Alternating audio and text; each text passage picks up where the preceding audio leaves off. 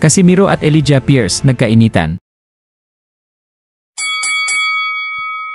Huwag kalimutang mag-like at mag-subscribe para sa susunod pa nating mga videos. Nangyari ang sagutan ni Casimiro at Elijah matapos mapabagsak ni Elijah si Dasmariñas sa kanilang laban kamakailan lamang. Kinapos si Dasmariñas sa laban na yon, dahilan para umani ito ng reaksyon mula kay Casimiro. Sa isang Facebook post, sinabi ni Casimiro, "Kung ako ang makakalaban mo, iiyak ka sa harap ko, Nobs." Ito ay malinaw na patama niya kay Elijah. Hindi naman ito pinalampas ni Elijah at sinagot niya ang naturang post sa pamamagitan ng caption sa kanyang shared post mula kay Casimiro. Ayon kay Elijah, "Tol, babagsakin talaga kita, matanda ka na. Nakita na kita noon pa, maliit ka lang masyado. Wala kang palusot pagkatapos kong bitbitin ka. Akala niyong lahat madali lang ako, di niyo ako kilala."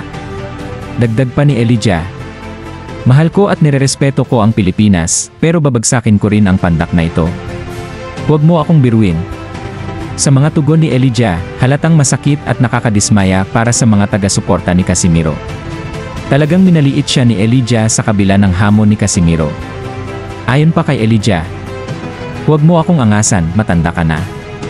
Subalit, isang fan ang nagkomento sa nasabing post at ipinaabot kay Elijah ang totoong pagkatao ni Casimiro.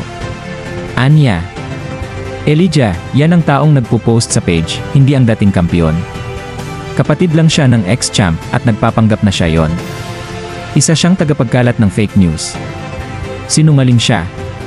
Agad namang sumagot si Elijah, Alam ko na, pati kapatid niya, tutumbahin ko na rin." Ang magkakapatid na Casimiro ay kilalang mga trash talker.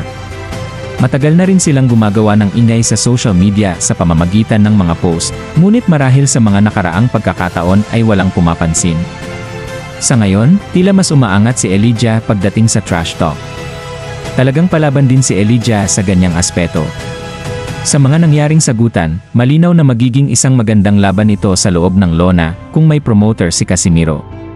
Doon natin makikita kung sino ba talaga ang nagsasabi ng totoo. Sa ngayon, matagal na ring hindi nakakalaban si Casimiro, Oktubre pa noong nakaraang taon ang kanyang huling laban. Sa hamon niyang ito, walang problema kay Elijah, handa siyang lumaban. Subalit, tila malabo itong mangyari dahil hindi naman maaaring ang kampo ni Elijah ang mag-alok ng laban kay Casimiro. Wala ring kakayahang mag-offer si Casimiro dahil wala siyang promoter. Sayang, napakalaki pa sana ng oportunidad ni Casimiro kung hindi niya inuna ang malaking pera. Ayon sa pahayag niya, malaki raw ang nabawas sa kanilang first money, pero hindi niya naintindihan na ganoon talaga sa boxing. Kapag malaki ang porsyento ng kikitain ng kampo, mas malaki rin ang tsansa sa mga susunod na laban. Sabi nga ng iba, legacy muna bago pera. Marami na sana siyang nalaban kung hindi niya yon pinairal. Hanggang dito na lang, mga kaboksing balita. Kita-kits sa susunod.